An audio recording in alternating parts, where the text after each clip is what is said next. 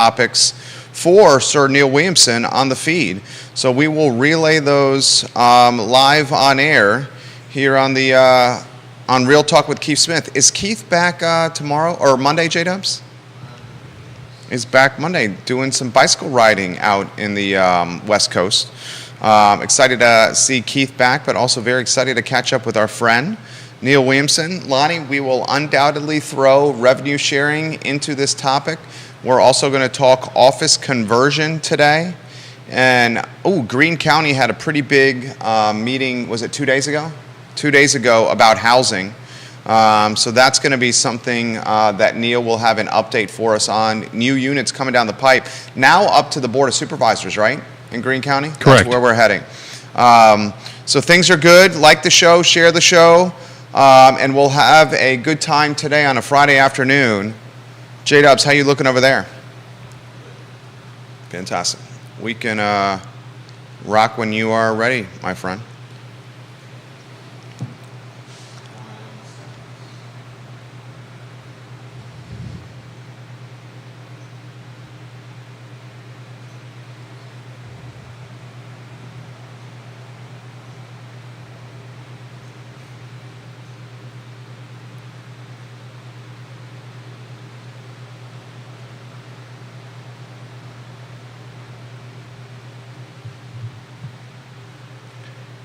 Good Friday morning, guys. I'm Jerry Miller, and this is Real Talk with Keith Smith. Thank you kindly for joining us. A show archived at realtalkwithkeithsmith.com, on iloveseville.com, and wherever you get your podcasts. Today's program should be dynamite. Neil Williamson is in the house. He's the president of the Free Enterprise Forum, a man that covers local storylines as closely as anyone.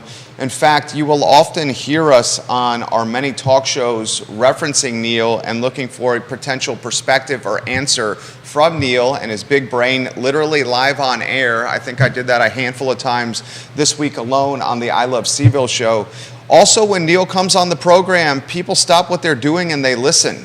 And they watch and they ask questions because they know he's got institutional knowledge, institutional memory, and an institutional network. I think this is going to be Neil's cue to make a joke about being old, and then I'm going to say, no. You're a tremendous resource of knowledge, my friend.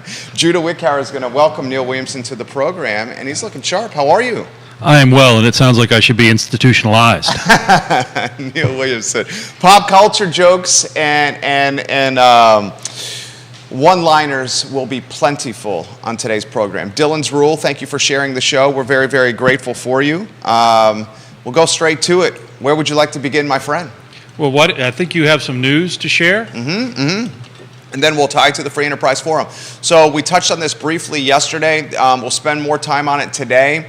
Low High LLC purchased 915 East High Street, the old Martha Jefferson Hospital, from the CFA Institute for $21,900,000. CFA Institute, this is also very important, has agreed to lease back 47,000 square feet from the new owner, Low High LLC, for its ongoing operations. So the CFA Institute will stay committed to the city with its employees. It's a massive employer locally. Furthermore, Low High LLC, and Low High is a branding play on Locust Low and East High Street High, Low High. I initially thought it was Lower High yesterday. I have since been corrected. It's Locust and High, Low High. They're going to open a co-working space and private executive office space, which is one of my businesses, in this location. So you'll see co-working and private executive office space, plenty of parking at this spot as well. CFA bought this building in 2013, I believe, and they opened their headquarters in January 2014 after a massive renovation that was quite costly. So this is some pretty monumental news. Neil Williamson, first your thoughts on this news. Well, again, you have to have a long memory to remember when Martha Jeff was downtown, but remembering the skeleton that was there, the UVA Architecture School actually did a case study on things that could be done with that building and recognized a number of environmental challenges. Buildings of that era have a great deal of asbestos that has to be dealt with. There was runoff issues that needed to be, stormwater runoff issues that needed to be dealt with. And I remember reading that report and thinking, this will be a costly revamp, regardless of whether they take all the suggestions or not. In the end, the CFA put in a lot of money and converted the building to a beautiful new space, and now they're selling a portion of it because, frankly, they don't need it, and they're leasing back the other. This is not that unusual, and it means that I'm never perfect on the rental market with regard to Class A, Class B, Class C. This is Class A. Right, so this is Class A office product, and we often see businesses that may start in a somewhat, I know I worked for an ad agency like this, they started in somewhat opportunistic business park that may or may not have had some shady stores nearby, but then moved up the chain to Class A office space. What does that do? It frees up lower class office space for either an additional business, or the Free Enterprise Forum is suggesting some of that office space glut that is impacted by work from home, not demands, but demands of the workers, may be prime for conversion to home ownership. Yeah, I can't wait to unpack this with you. This is an idea I've percolated with the Mac Building, micro apartments on Market Street in downtown Charlottesville. So first, the CFA news. Reassuring to me that CFA is leasing back 47,000 square feet. Shows they're committed to the area, although I think the point you made is very applicable. They see less a need for a massive real estate holding and the upkeep that comes with it. So they take a loss financially with this deal. I mean, they're losing money with what they purchased the building for and how much they put into the building and what they're selling it for or what they have sold it for. They're losing money here. But in their mind, they're weighing the cost of the short-term loss versus what could be an even longer-term loss if they hold the building, continue need to maintain it, and they're in a hybrid environment where they don't need space of this magnitude. Is that your read here? Well, I want to back up a step. Please. CFA, what does it stand for? Tell me. I should know this. It's for Certified Financial Advisors. That's Certified Financial Advisor. And it's the CFA Institute. So these are folks that deal with accounting and tax law. They may have looked at the numbers and seen an advantage to taking the loss at this point in their apex of business and take that loss and carry it for a couple of years, be able to write down some income, and it could be they come out ahead despite looking at paper on this particular deal of being behind. But I've never sat for one of the CFA exams, so I really can't speak directly to that issue. Fair. Chartered Financial Analyst. Much better than what I came up with. Chartered Financial Analyst, the CFA acronym. I respect what you just said here. Do you see, and go to Free Enterprise Forum, I'm going to share the link now. The top post on the Free Enterprise Forum is legitimately about prioritizing or seriously considering office conversion to residential. The headline is Albemarle's Goldilocks Housing Solution. Open-ended on this post from you, Neil Williamson. Sure. To steal a line from Robert Liberty, Silver Buckshot, this is not going to solve Albemarle's housing problem. We're probably talking about 100 or 200 units, and they may or may not be affordable, but they certainly would add to the supply.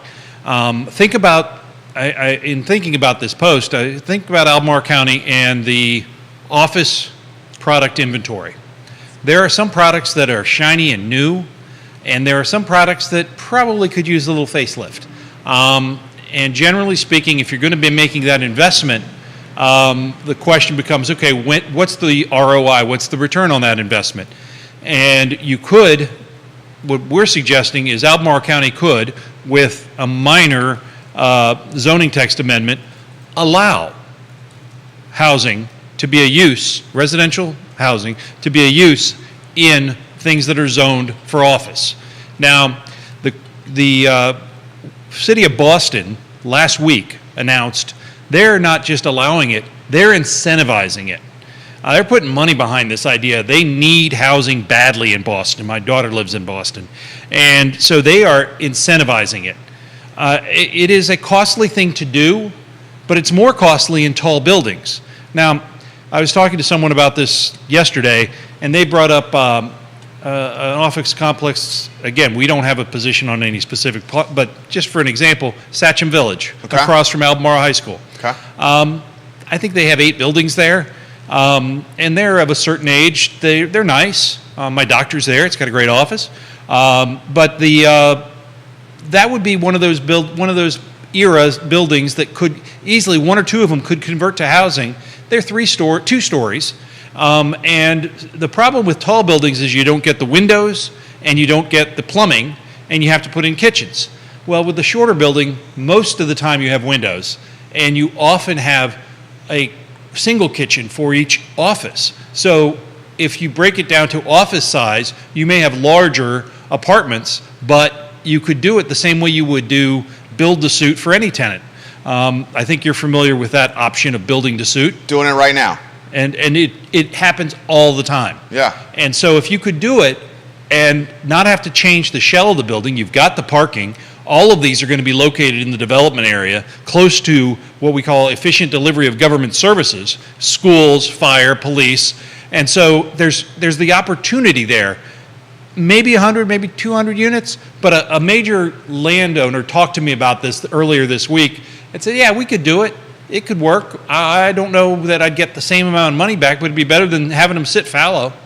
Yeah, okay, and I'll jump in here. It's something I've considered doing. The cost for me personally is put it out of my wheelhouse, but that's not to say a deeper or better capitalized owner could not do it. It's just, in my current position with my holdings, I could not financially afford to convert the commercial units that I own to residential. The likelihood of this happening, what are headwinds that could impede this besides, well, first let's go down the Albemarle County Road. Talk to us about red tape in government and how it could potentially preclude projects like this from happening. Well, let's say nothing changed, Okay. and Albemarle County didn't do what the Free Enterprise Forum said. Imagine that, if they would ever not do what the Free Enterprise Forum said. Then you would have to go through a 2-year rezoning process. So that would add hundreds of thousands of dollars, as well as 2 years' time. The commercial market, I think, I'm not involved in it as intimately as you are, changes about every 18 to 24 months. For sure. And that means you're going through at least 2, if not 3, cycles of ups and downs, additions and subtractions, and economic booms and busts. So I think the concept of just allowing it provides the ability to just do it. You still would have to meet zoning code, the building code, so that it would be safe for the residences. You'd be adding its smoke detectors and things. There are things you'd have to do. And it may be that none of it could happen. But why are we as government standing in the way of it happening? That's a great question. That's a great question. I've had an opportunity to interview some potential candidates for the board. Mike Pruitt came on the program earlier this week. I think Mike Pruitt would be all over this. TJ Fatally came on the program earlier this week. TJ Fatally straight up said he's not opposed to expanding the 5% developmental area in the comprehensive plan and believes it's time to do that. Pruitt said the same. So there's 2. Brad Reichel? rhymes like pickle. Reichel? Rickle, I guess it is. Yeah, Rickle. Yeah. I think would be in favor of this as well. I do not think, and I'm not throwing shade on Brad, but I think he's got a buzzsaw that he's running against, and Ann Malik, who is seeking, as you indicated on the feed earlier this week, her 5th term. That would be a difficult one to win, but time will tell. Crazier things have happened.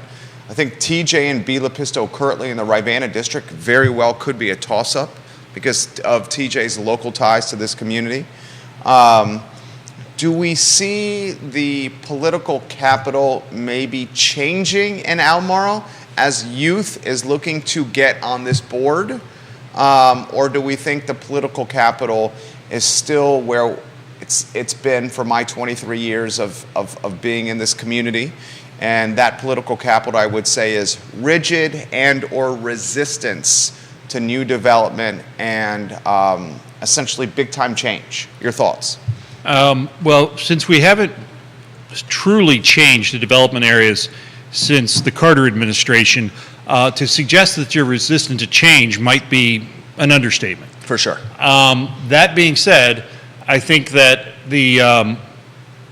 I commend the candidates who are running, because contested elections means you're talking about ideas and explaining your position on ideas. I love contested elections. Nothing against the Scottsville candidate. I just would wish they had a contested election. I wish I knew somebody who was willing to run. Would somebody please stand up and run? Somebody run for the seat here for the Scottsville district. Mike Pruitt currently running unopposed, so I think we can say he's going to be on the board. Contested elections do matter. Keep finishing your thought there. So the idea, what we've stated for over 10 years, is that, okay, we won't talk about expanding the development area. Let's talk about what it would look like, what the environment would look like when we could talk about expanding the development area. What about when the development area is full based upon 10 years of approvals by the Board of Supervisors for density? Oh, wait a minute, that's now. So I think that the time is right for a discussion of development area expansion. It's not going to happen. It won't be in this iteration of the comprehensive plan. Despite my best efforts to move forward the lasagna model, it doesn't seem to be catching on. Maybe I need to offer free breadsticks or something.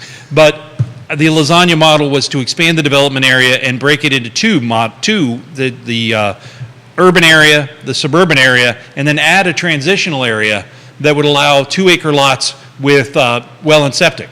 That would be, rather than the current rule of 21 acres in the development area.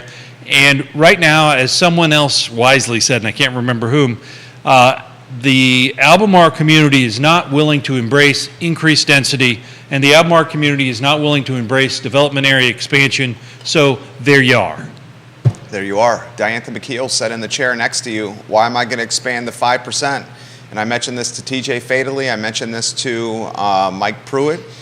She said, I'm not going to expand the 5% developmental area if we have so many vacant storefronts and shopping centers on Route 29. There's no reason to do it. What's the zoning on those? The zoning on those, tell us, commercial? Most of them are commercial or office. Yeah, so you're talking about, here's an opportunity here. If one line in the zoning code, allow residential in things that are zoned commercial or office. And we're seeing that with Seminole Square, although Seminole They had to go through a rezoning. Yeah, they went through a rezoning. Okay, and that took forever. Is that city? That is in the city. That is the city right there. So Great Eastern Management is bringing a sizable portfolio of apartments to where Seminole Square is located. I actually had a client that considered opening a business in that shopping center, but the construction that's on the near horizon for that project, the apartment conversion, prevented long-term lease potential. And there was some ceiling height capacity issues as well. So we are looking at a different space. How do you see the Seminole conversion to apartments impacting things? Well, that's more of a build-out rather than a conversion. They're not taking the existing buildings. They're taking a corner of that parcel and putting in, I believe it's 5 apartment buildings. That's right. And the interesting thing is these are taller apartment buildings. They are right on the transit line, and because of the topography, they're headed down toward the creek at that point. While they are taller buildings, they won't appear taller from the folks driving even on Hillsdale, let alone US 29, right, because of the change in topography. So that's important for approval purposes from local government. Do you think Albemarle County could be influenced at all by this, what was a shopping center being converted to apartment complexes? Because let's cut to the chase. I think this is a brilliant idea. You have really, really, really, really good ideas, and that's why we follow you here. If we take empty shopping centers and make them apartments, and they're right next to where all the amenities are that people would need from apartments, you could potentially limit sprawl, you can limit wear and tear on roads and other infrastructure. You're keeping people where we wanted people to be anyway. But why isn't it happening now?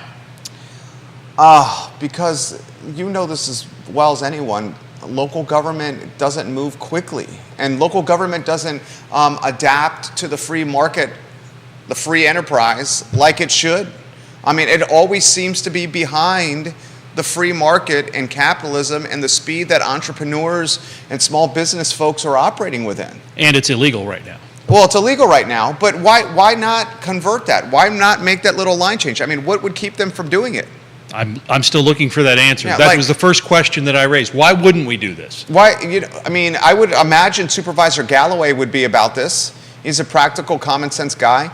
Supervisor Andrews has really surprised me, and I'm not throwing shade on Supervisor Andrews. He's doing a heck of a job.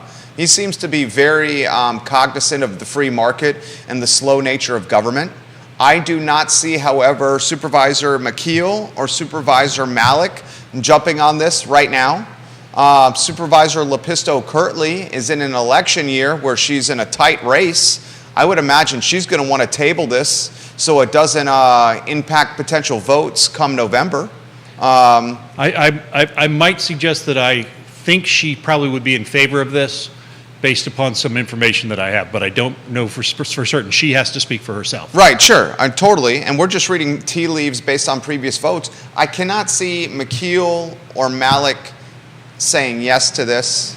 I can see Supervisor Price saying yes to this. I think she would be all over it. We're working on lining up an interview now with Supervisor Price. Chip Boyle's jumping in with something. First, we want to say hi, Chip. You're missed around here.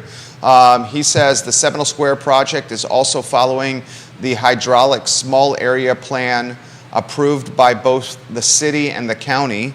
Chip would know a thing or two about these things. I sat through a lot of meetings with Chip on that very topic, and yes, that's accurate.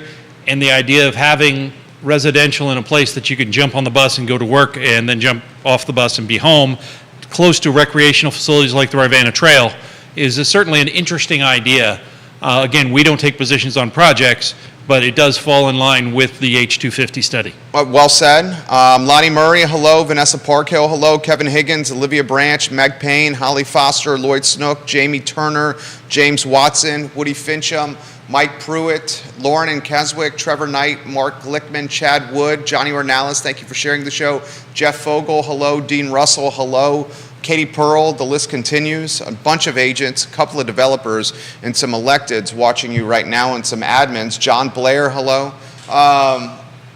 This is a no-brainer. This sounds like a great idea, and I'm glad you're championing this. I will also champion it on our network, because if the shopping centers sit empty and they don't have tenants, then they're also losing Albemarle County retail tax revenue, meals tax revenue, any kind of taxes associated with tourism visiting the county is gone. And to your point, why don't we get some kind of incremental tax revenue on the books as opposed to having these shopping centers sit empty, because the commercial market and the commercial landscape has changed, deprioritizing retail storefronts, deprioritizing commercial office space because of a hybrid environment, allow the owners to pivot their models. That's what you're saying. That's what I'm saying, and one needs to only look at Albemarle County. Albemarle County was looking to rent space for their registrar. The registrar's office was growing. They didn't have space in the two buildings that they already owned, so they were going to rent additional space.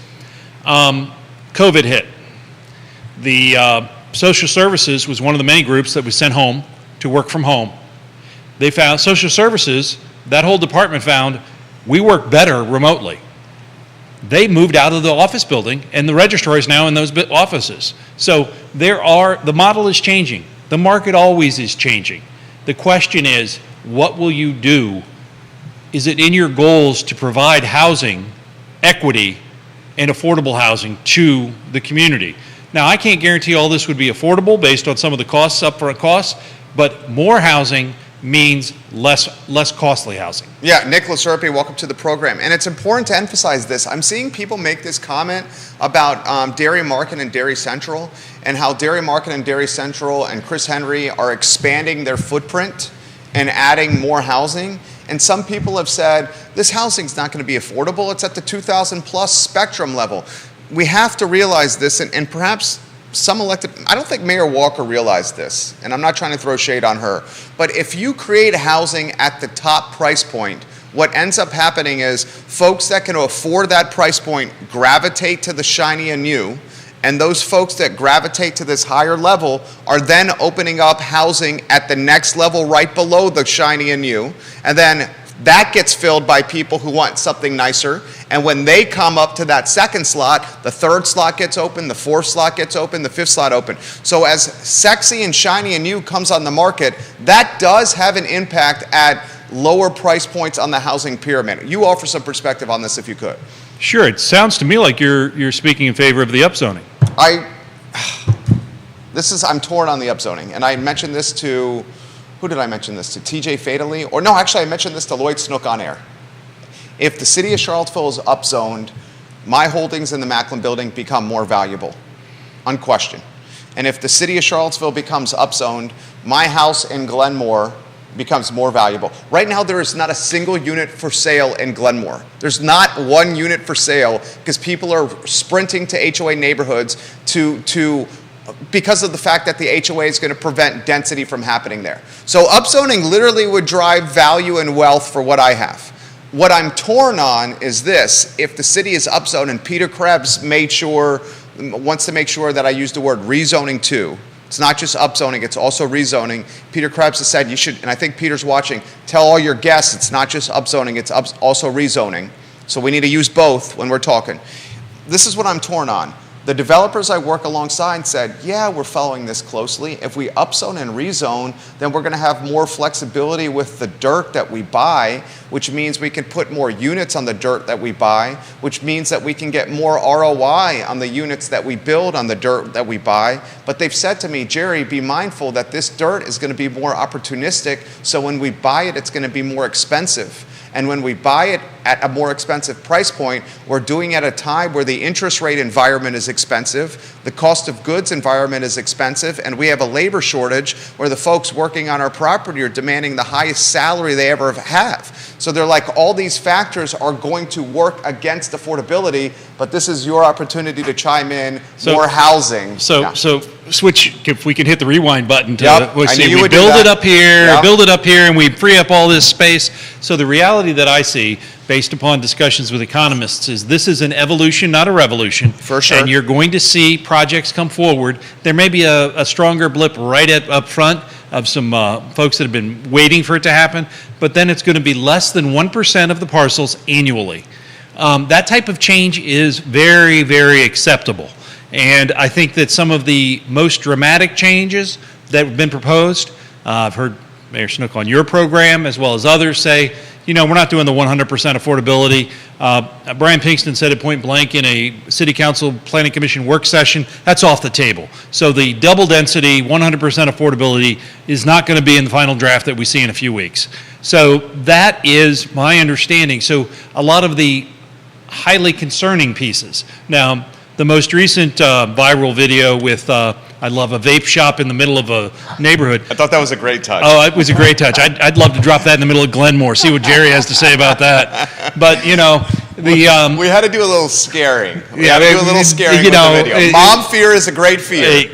We all recognize marketing when it's good, regardless of where it comes from. Thank you, Neil. Thank you. It is an interesting dynamic that folks that are clearly wanting to have some commercial, limited commercial in their neighborhood so that they don't have a food desert, so that they can run out and get a dozen eggs, are not interested in having a vape shop.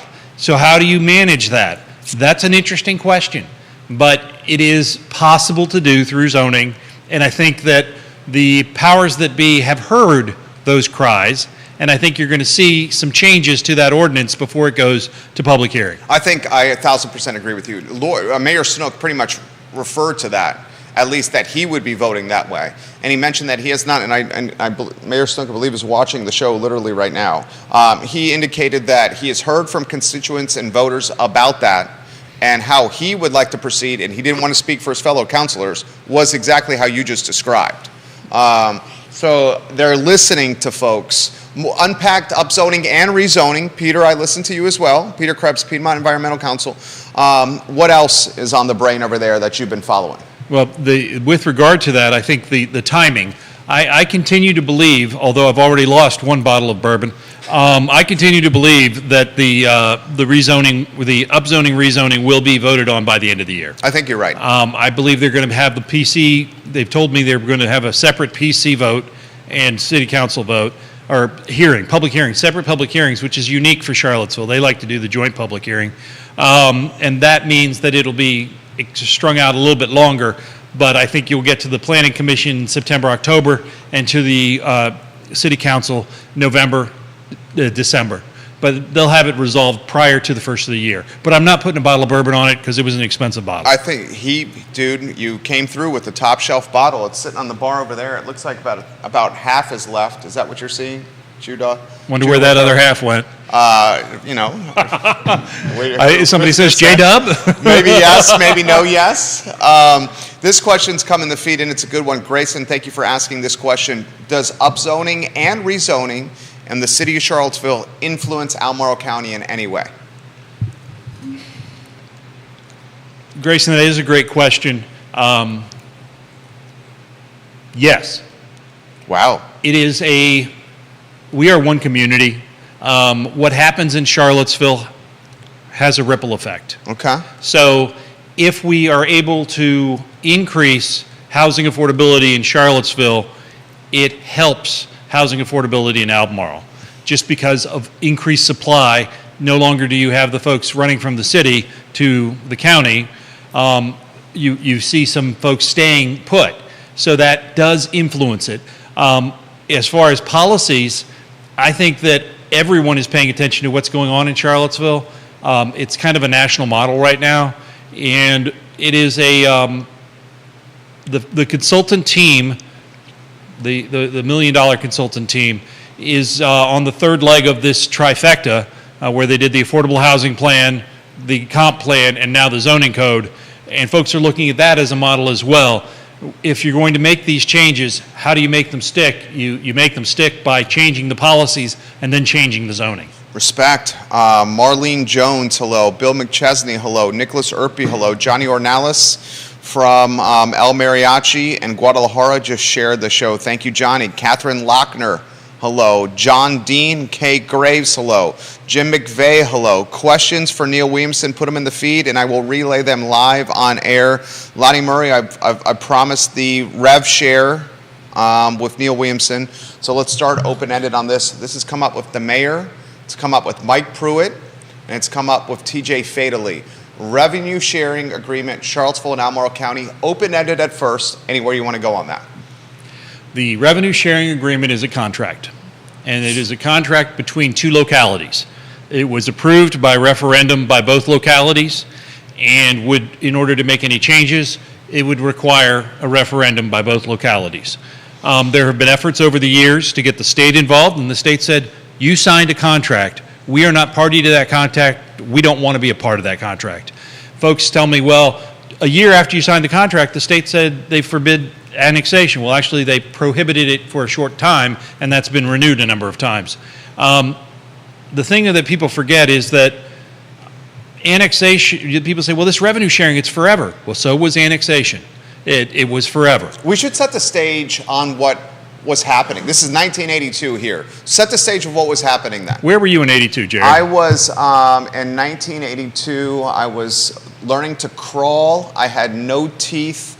I was drooling all over my face. There was probably pee in my diaper, and I was making life for my mom and dad, small business owners, literally a living hell. Well, I think so I was many things 6 haven't months changed. old. No, my mom used to always say this. It's so funny that you brought this up, and then I'll get out of your way. I was a very challenging child. And that's probably an understatement. There are probably a number of viewers that are very surprised by that. I think the viewers and listeners know this. J-Dubs smiles knowingly. J-Dubs knows this. It was oftentimes, Jerry, you're going to military school. That conversation was on the regular, very challenging. And I remember my mom distinctly saying, when she was angry with me, and mom and I have a fantastic relationship. I don't want you to think otherwise. But she would say, you are going to get what you are. Just wait. And now our oldest, who's 5, literally, it's like looking in the mirror. Wakes up at 5:45, 6 in the morning, sprints into our bed, is jumping on the bed saying, what are we doing now? Goes to bed at 9:30 p.m. at night, does not need sleep, is 1,000 miles an hour at all times, and is relentless.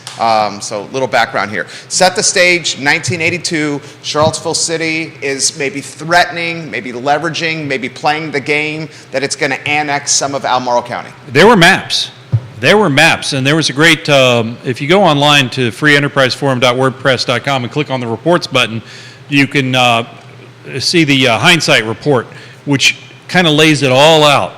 We wrote this a couple of years ago because this discussion just kept coming up over and over again. And what we did is we worked with Derek Burdoff, who used to work for the county, and did a GIS study of the tax revenues that came from that very map. What the city was planning to do was annex a lot of the commercial space that you see north, really about where Stonefield is and where the post office is and beyond, all of that space to capture that commercial revenue, and remembering commercial tax revenue comes with fewer costs. So there are some residences in this space, and Diantha McKeel, when she read the report, mentioned you didn't calculate that out, and I agree, that's a fair criticism, but the reality is the vast majority was well designed and very much drawing a gerrymandered map to capture commercial revenue. And they had the power to do so. And they could say, we will serve this part of the county better than the county will. They would go and file for annexation, and 90% of over 90% of the annexations were approved in those days. This was, and so this group of 5 Cs, the Citizens Committee for City-County Cooperation. Wow, I can't remember, I still remember that. 5 Cs, that's impressive. Led by Lee Middleditch back in the day, came up with this idea of revenue sharing. Okay. And revenue sharing can go both ways, but it was an idea of capturing the values and creating a symbiotic relationship for shared projects, because we are one community. For sure. So the idea being, we could unify our fire departments and we could share the costs of that. Those types of things, or a specific capital improvement. In the end, this went to referendum and then to a public hearing. The first person to speak at the public hearing called out the fact that the revenue sharing agreement calculates the taxes based upon the taxes on the books, not based upon the taxes collected. So if you're in land use taxation, where you're in agricultural use and you receive land use taxation, which is a reduction of your tax bill, the revenue sharing agreement ignores that reduction and says you pay based upon, not you, but the county pays based upon that value that's on the tax rolls. Okay. And the first person in the public hearing said, this is a loophole that you guys need to close. This is bad. This is a bad deal. And quite frankly, I'm told by people that were in the room, in these probably smoke-filled rooms back in the day, that was discussed, and that was one of those things they gave away, because in order to get something else. So it was a negotiated contract. It has been a campaign issue for as long as Jerry's been alive. And it is, to hear Lloyd Snook say it, they were working on it behind the scenes prior to him getting on the Planning Commission. And I do believe that was about the same time Jerry was born. You're 100% right. Lloyd said that yesterday. Donna Price joined us here in this discussion, if you could, please. And anyone watching the program, please do. Why do we have this? Why do we have folks on the Albemarle County side that are pro-Albemarle County say this is a terrible agreement? And then we have folks on the Charlottesville side that are pro-Charlottesville say that this is a terrible agreement. Is that a sign that this was a really good agreement and that folks on the both sides are itching to tear this up? Well, I would suggest everyone should read the hindsight report. Okay. And give me money. Free Enterprise Forum. freeenterpriseforum.wordpress.com. Click on the reports button, look for the hindsight report. That report really lays it out line by line, year by year. And it shows that, quite frankly, it was a pretty okay deal. And, it hasn't been updated. I haven't gone back and redone the data, but it shows 25 years, I think, of work, of existence of the of the deal. We're talking like $15 million here a year, right? Roughly? It goes up and down. Okay. The other thing that's interesting about the revenue sharing agreement, and I love this part, Yeah. it looks backwards 2 years. Okay. So what you pay this year is based on 2 years ago taxes. Okay. So this year's pay is going to be based on COVID economic ecosystem. Exactly. So there have been years where I think it's been $11 million, and then years it's been 19, I believe. But Mayor Snook mentioned the idea that 44% of their revenue in the city is from housing. I would beg to differ, because all of the money, a large portion of the money that comes from Albemarle County comes from a housing tax. It's just not from Charlottesville. So all that revenue sharing money should be counted as money that comes from residential taxation, be it from Albemarle County, not the city of Charlottesville. There you go. Neil Williamson dropping dimes today. John Blair says on LinkedIn, you're on absolute fire. Does this agreement ever get torn up?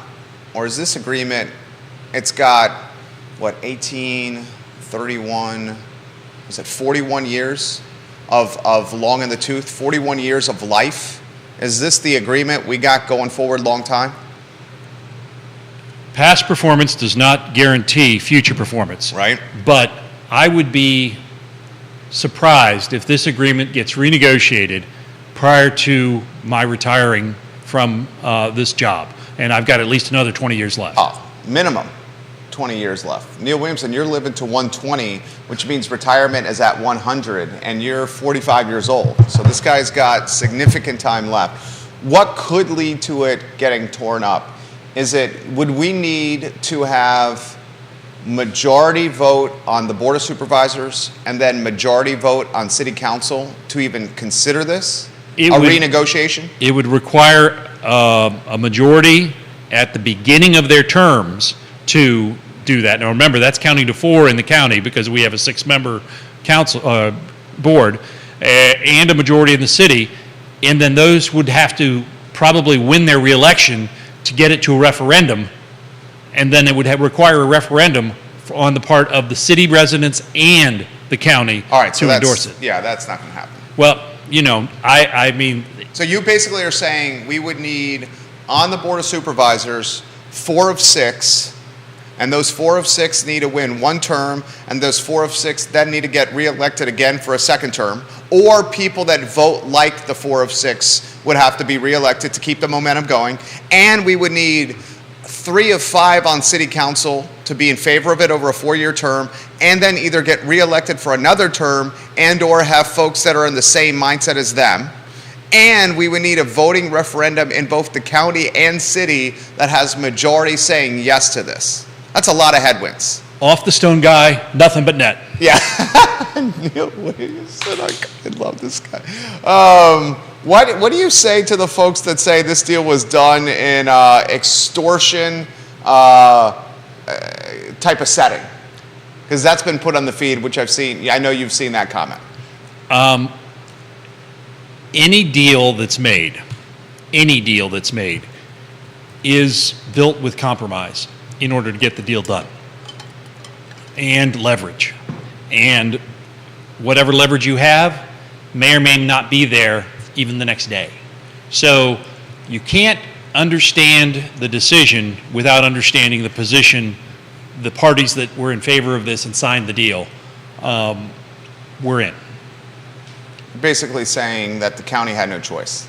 The county was fearful that it was going to lose one of its primary tax revenue corridors, and it had no choice. How would you feel if annexation was still a possibility? Would you still feel the same way that the county had no choice, or that the county made a good deal to take annexation off the table? Yeah, 100%. I see what you're saying right there. And we can utilize the same logic with Rivanna Station, the spy, Rivanna Station. Futures. The hundreds of acres purchased, Albemarle County, under contract or verbal contract. Where are we at with that? How do you characterize it? It's under contract. Yeah.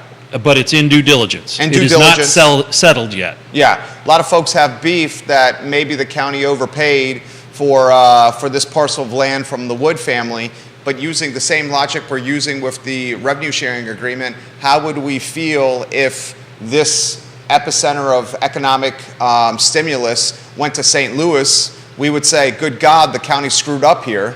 I mean, it's same logic. Same logic, but let me give you just a little bit. You love these tidbits. I do. A tidbit on the financing for that deal. Okay.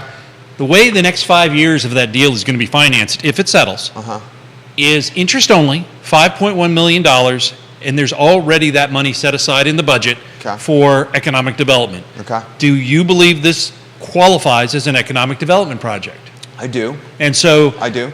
that buys them 5 years to shop out the bond and figure out the financing for how all of it works. And I think it shows great vision. I know that they are now, you can't do some things when the deal's kind of cooking. I know they are talking to Virginia EDA and trying to find additional funding sources that couldn't be done until you had a deal. People are like, why didn't they go to them first? Well, because I didn't have a deal. Yeah. It's a chicken and egg thing. Yeah. So 5 years, 5 years we're making interest-only payments. That's the plan right now. To the tune of $5.1 million. It's, my memory serves, yes. Okay, and in that 5-year period of time, this is what you are anticipating, that either the deal will get additional funding from third parties, which alleviates the tax burden on residents of Albemarle County, or Albemarle County could do a joint venture of some capacity with a developer or a third party that has a vision for this acreage that can further the economic development vision for this parcel of land. Is that what you're saying? And or the interest rate environment may change for positive. Making the money more affordable. Right. And the debt service and carrying costs more affordable. Yes. I love that. That's good. That should have been out there. It wasn't out there until 3 weeks ago when they had to discuss, because you have to do the deal before you discuss how you're going to finance the deal. Okay, Neil Williamson dropping more jewels here on the program. The folks that say the Wood family is sticking it to the county, I don't think you buy that. I certainly don't buy that. The guy's just doing a deal. Is that how you look at it? There's a contract between two entities, the county and the landowner. Yeah. The county was not kicking and screaming into the deal. Right. The landowner was not kicking and screaming into the deal. We don't take positions on projects, and we certainly don't take positions on contracts that are negotiated between two independent parties. I love it. I love it. That's a segue into East High Street. Wendell again in the news, this time for the land on Rivanna River and the floodplain. He's got a joint venture deal in purgatory with Bo Carrington, a developer for this land on East High Street, and 250 some apartments that are coming. Mayor Snook literally said yesterday on the microphone in your chair on our show that he's in favor of the city buying this land and keeping it or turning it into a park. I believe he said there's an ethical responsibility if we're going to preclude positive use of this land. To buy it from the developer. There's an ethical responsibility to purchase it and then keep it as a park. Now, again. Those were his words. Yes, those were his words. And he even said this. I said, you guys utilize, and he's watching, you guys utilize taxpayer money to get an appraisal on this parcel. Is that appraisal in? He said yes. And then I asked him, what's the value? And he said, I'm not going to tell you. Would that be a logical thing to do in a negotiated position? I respect that he wasn't going to tell us. I love Mayor Snook. He knows I love him here. So your thoughts on this? My thoughts are that this is a parcel. There is a willing landowner. There is a plan. They still have some challenges with access, but there is a plan that could put 250 apartments on that parcel. And that would be more housing. And we need housing. So there are some that are opposed to it for transportation reasons. There are some that are opposed to it for environmental reasons. There are some that just love the river and want that land that they don't own to remain exactly as it is, the way they don't own it. But if you want to have it a certain way, buy it.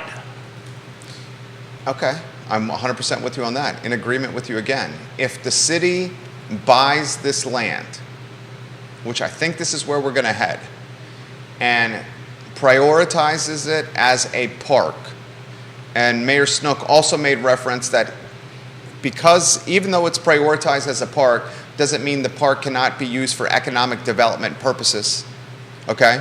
And we briefly talked about catering or appealing to restaurants and businesses that want to overlook the Rivanna River.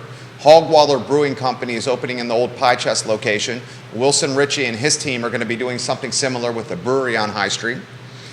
Does this not how could this be utilized or leveraged, or how could this transition into, say, like a building like the Dewberry, which I asked him as well. The Dewberry is a shell of what it's supposed to be. Now, John Dewberry is paying the taxes on this, and the city has no right to eminent domain it because we're not at the point of blight, or we're not at the point of unsafe. And if Dewberry continues to pay his taxes in June and December on this parcel, the city really can't do anything. Should the city jump in and make an offer based on what it's doing on High Street with Wendell Wood and his family for John Dewberry in this hotel? It seems there's some synergies there, or at least they're in the same kind of conversation. They may be in the same conversation, but remember, it is, whether you like the individual or not, property owners have rights. And if John Dewberry chooses to do nothing with that parcel, Which he's doing. and keep it safe and pay the taxes, he has every right to do so. I agree. I give you that. But if they're going to jump in and make the Wood family an offer, isn't that the precedent to make Dewberry an offer? Because we're talking about arguably an even more concerning parcel of land, downtown mall. You're making a judgment call. That's fair. That's fair. It would be the concept is there for the city to do anything. They have money to do things. Yeah. That being said, there's been a long talk about the Rivanna and why are we turning our back on the Rivanna River. And, my trip to Greenville showed me all the things that you can do with a river. Right. I mean, it's something else. You've been there. You can do a lot with economic development and a city park in a river area. It does require funds, and it does require vision, and it takes a long time. It would seem there could be a lot you could do with a 10 or 12-story building right in the heart of downtown Charlottesville, though. I would agree. I don't believe it creates precedent. You don't think there's precedent with the Rivanna purchase from the Woods if the city goes that way? You don't think that's precedent? I believe every acquisition should be judged independently. Okay. Because each one has different things going on. Peter Krebs would mention the floodway issues. Yeah. And they're real. They can be engineered. It can be done, and it can provide housing. So if the city chooses to provide parkland over housing, that's a decision that should be discussed as well. Michael Payne, hello. We got to get you back on the show. Councilor Payne. Dave Norris, hello. Thank you kindly for watching the program. We need to get you back on the show as well, Dave. What do you guys think? Viewers and listeners, what do you think here from Neil? Dropping jewels. Jesse Rutherford, we love you, man. Bellamy Brown, hello. Chris Fairchild left this comment yesterday under Lloyd's in the comment section when Lloyd was on the air. I have to throw this to you. Chris Fairchild said, and Chris Fairchild is one of the supervisors in Fluvanna County. He said, in the state of Virginia, recent studies showed that for every dollar in residential real estate taxes realized, $1.18 is the cost of community services burden. I suspect turning that property into apartments on the Rivanna River will not bring as much revenue as cost and will ultimately cost the citizens notably more than the loss of the tax revenue it could bring in. He says $1 for every dollar in residential real estate taxes realized, the burden on infrastructure, schools, and other services the jurisdiction provides is $1.18. And he also was quick to say, then I'll stop, that on a side note, I have no houses in Fluvanna County. We have by right, where one could build everything from a single home to nearly one house per 2 acres on a larger property. By right would not require a special use permit, and that's the right thing to do. He says, I have just not seen a high density development in Fluvanna that I would be included to vote for. He's mentioning a special use permit right there. So anywhere you want to go on Fairchild. First off, I appreciate the clarity of that comment. So according to that study, and that's a statewide study looking at all housing, that you're an 18-cent delta on the real estate taxes. What have we learned about retail and rooftops? Retail, and what do you answer that? Retail follows rooftops. Okay, absolutely. So absent rooftops, you don't have retail.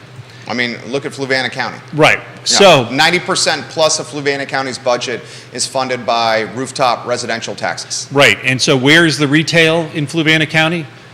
City of Charlottesville, Almore County, or Zion's Crossroads, which is Louisa. Right. And also right around the lake, there's a couple little nodes, Like a but they're food line. small. Yeah. There's a food line, there's a Papa John's, there's a couple other things right outside the gates of the lake. I would push back on Chris's subject to say, take a look at the sales tax data that we put forth in the retail report and how much money each locality gets in sales tax. And add that sales tax impact to the impact of housing. So you may be getting $1.18 or for $1 you're costing yourself 18 cents, but because you have that rooftop, you're getting sales tax revenue. Now, you may not have the retail establishments to support it. Well, that's because you don't have the rooftops. So again, statewide studies are great, but it is, I believe it's true that especially when you're looking at units such as apartments, which are smaller units, that and the return on that, those are generally lumped into the commercial tax because it's owned by one owner or a company. Those are commercial tax revenue. I believe that apartments do pay for themselves. They tend to have a significantly less impact on schools than single-family residential, certainly. And so I think that I would push back that $1.18 when it looks at apartments is definitely overstated. You're getting props. Peyton Alley is said Neil is the man. Peyton Alley has said that. Nora Gaffney is giving you props and says she would 100% go along with Neil's idea and thoughts on the river. Vanessa Parkhill in Earlysville's got some comments for you. She says, I wish the revenue sharing agreement would have included a sunset clause review period built into it. She also says, regarding the revenue sharing agreement, as an Albemarle County taxpayer, I sometimes feel that I have no vote in how a portion of my tax dollars are spent because I have no say regarding representation on the city council who is directing how the proceeds of the revenue sharing agreement are spent. It's a fair comment. It's a fair comment. The sunset provision, if my grandmother had two wheels, she'd be a bicycle. I'll steal that from you. You know what, Coward got a smirk out of that as well. So, Rivanna River, I know you don't take a stance on this, but the tea leaves you're reading, the tea leaves I'm reading, we're seeing a potential park. How can the park be utilized as a economic development? And you've touched on this with Greenville already, but go a little deeper for economic development along High Street and the Rivanna River. Because I wanted to push back a little bit on what Mayor Snook said. The High Street corridor and those neighborhoods, you got a lot of wealth on the Locust Avenue side of High Street, a ton of wealth there. You got a very gentrifying neighborhood on the Hogwaller side of High Street, a neighborhood that was previously working class. Those ranchers are now trading for $400,000, $500,000, $600,000. And why? Because of a limited housing stock and people wanting to live in the city and walk close to the epicenter of employment and enjoy the epicenter of employment or the amenities that downtown has to offer. And? Upzoning has throttled supply. Give us the and. And Rivanna Water and Sewer Authority spent $800,000 to $1 million in scrubbers to keep the smell from being nasty in that area. Right. And that is really in the last 10 years. And that literally, that investment that was made by RWSA is why Willow Tree is where it is it would have been a reason not to locate there. And is also driving value in that community, who suffered mightily for 20 years with issues with the treatment plant. He's 100% right. Neighbor of mine, Brian Roy, the developer behind the wool factory, and he's indicated as such. Those old school Charlottesville may remember this, new school Charlottesville may not. The treatment plant made Hogwaller and parts of Belmont, I don't want to say uninhabitable because that wouldn't be fair to the residents that live there, but impacted quality of life with a stench that came from the treatment plant that was a stench synonymous with rhymes with hit. Feces I would say feces, okay? I got much more to the point than Neil. It smelled like SHIT, okay? Now that is not the case, so that neighborhood is thriving. So economic development and a park and the river, what do you, give us a take? I believe that there's opportunities. If you went to Greenville, you would find out that they, similar to our mall, they did a downtown walkable, they do allow parking, diagonal parking, I believe it was, on both sides of the street. But in order to make it happen, they actually made the lobby of the hotel a city park. City employees maintained the lobby of the hotel. That's crazy talk. That's crazy. That's awesome. And when they were able to get out of that deal, they leveraged those funds in elsewhere. But the other thing that they did, and the mayor, who was mayor for 20 years plus, said the big kicker was we had people living downtown. You had to have people living downtown. It couldn't just be a place you go to visit. But has the political climate changed enough that government now wants people living downtown? Friend of the program, Oliver Kutner, tried to do micro apartments off of Water Street. Councilor Galvin, who I have a lot of respect for, Kathy Galvin, watches and listens to the show regularly. She, in a lot of ways, kiboshed the micro apartments that Oliver tried to bring, and now we have an office building that is not full where the micro apartments would have been.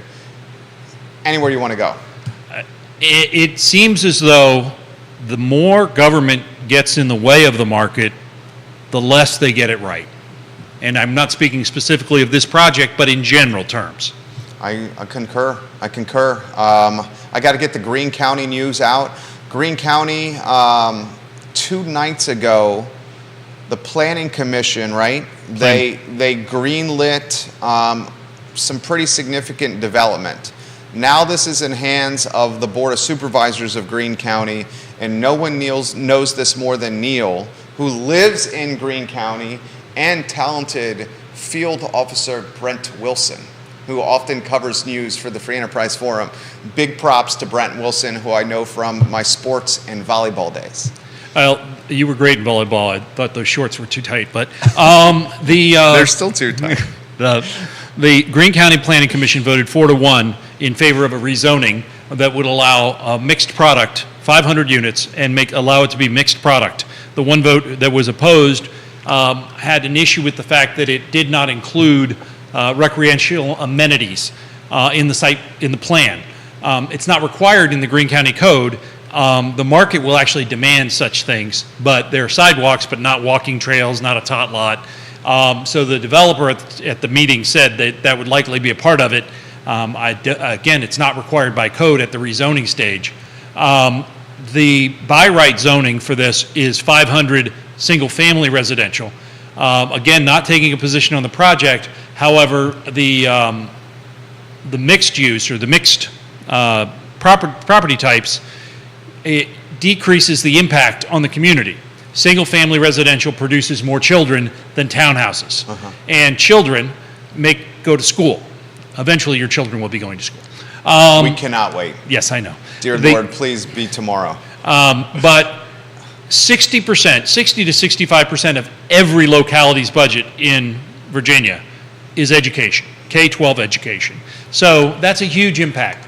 The reduction of that impact by switching products also is a reduction or an opportunity for housing affordability, because attached product tends to be cheaper to deliver to the market than detached product. So do we think the political capital with the Board of Supervisors is there to greenlight what the Planning Commission has greenlit already? The Planning Commission makes a recommendation to the board. It was a 4-1 recommendation for approval. That's overwhelming. Sure. The board will make the decision. Right. And the question becomes one of, do you want to allow 500 units, single-family units by right, or do you want to encourage this mix, this tapestry of product in a planned urban development so that you get these streets lined up right and all the rest of that kind of stuff? That's a choice for the board.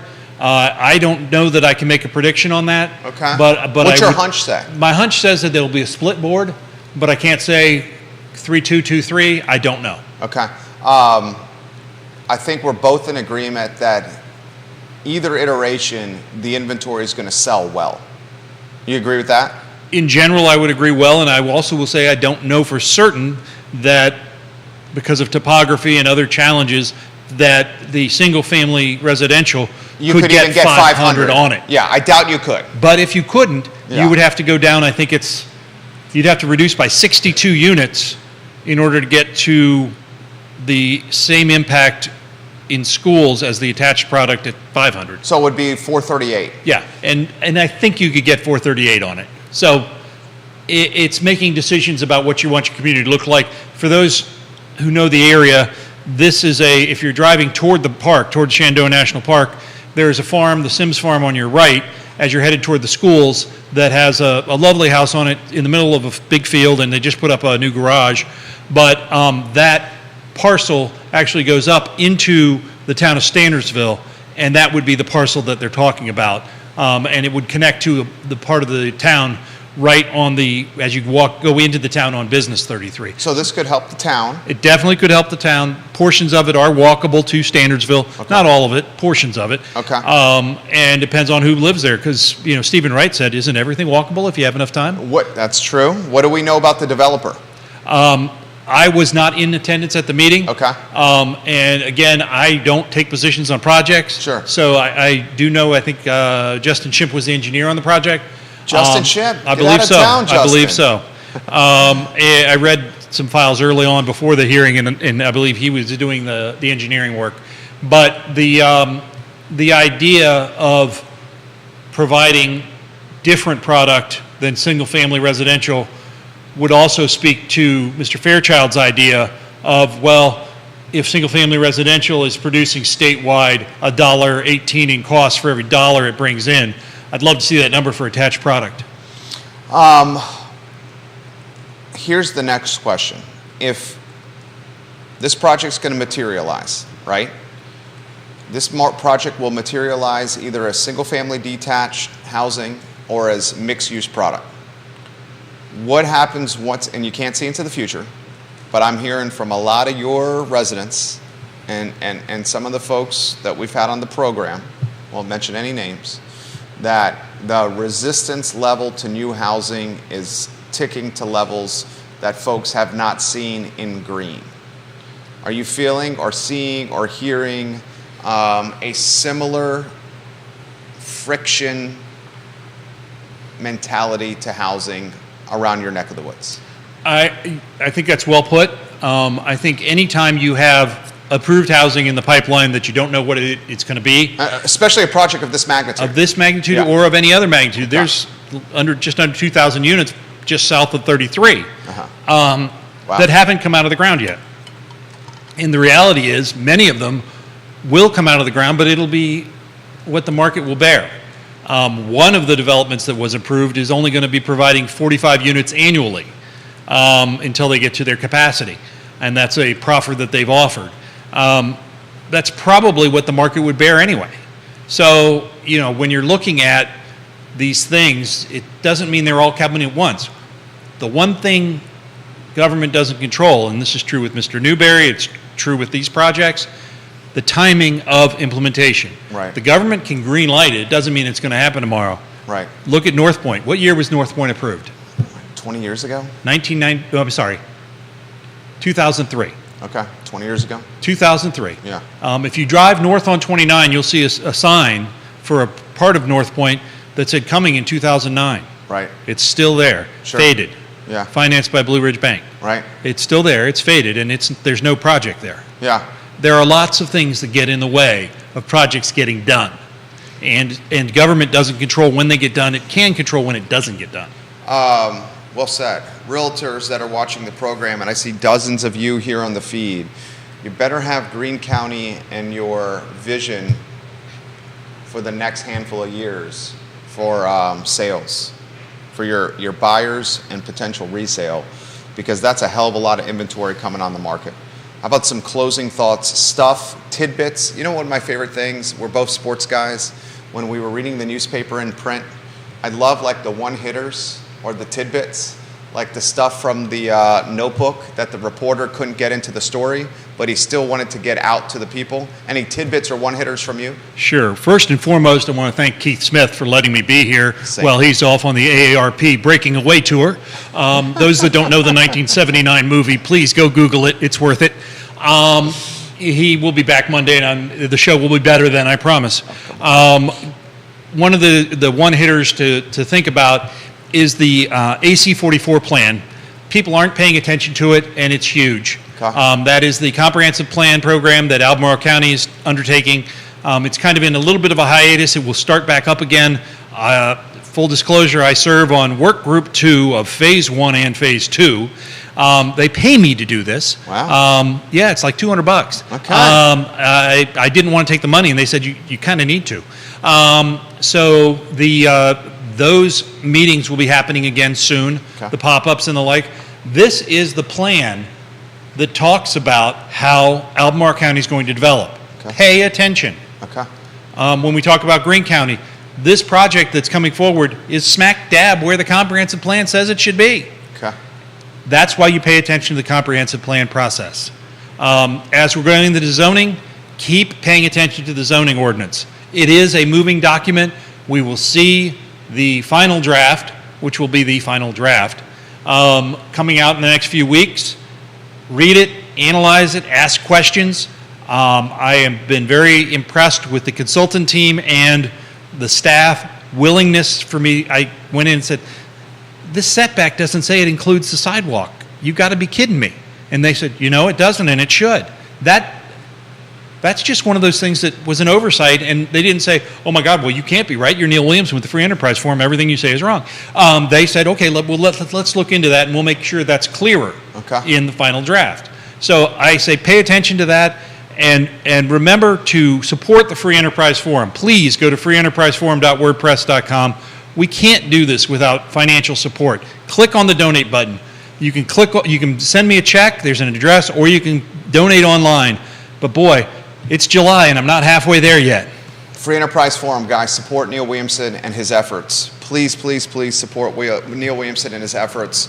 I'm on the website right now. It's right on the menu bar. Donate to the Free Enterprise Forum. Neil, you're a joy, man. It's 11:30 and you've made the show once again incredibly easy to host and pleasurable.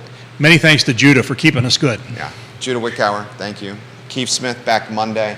Laura Fauner on the I Love Seville show in 1 hour to talk about Siren, what's next for Laura, and how a restaurant that she legitimately poured her sweat equity, her family, life savings into, closed unexpectedly on Wednesday. Those details and more in 1 hour on the I Love Seville show. Thank you for joining us and take care. You were amazing. He's going to tell us when the mics are off here and the cameras are off.